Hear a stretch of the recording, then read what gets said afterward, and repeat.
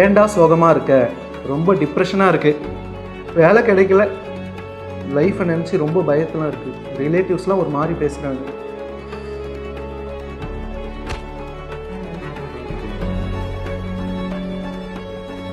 விடுமச்சி பார்த்துக்கலாம்.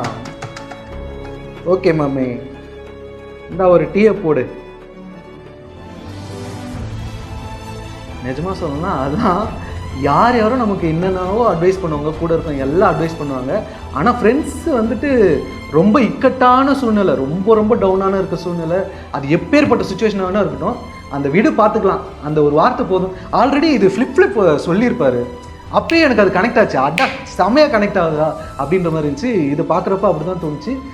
எனக்கும் அப்படி தான், அந்த விட்ரா பார்த்துக்கலாம், வாமாமே போய் ஒரு டீயை போடுவோம், அவ்வளோதான், அது போதும். அதுவே அந்த ப்ராப்ளம்லாம் ஃபேஸ் பண்ணுறதுக்கு எல்லா தைரியத்தையும் கொடுத்துரும்.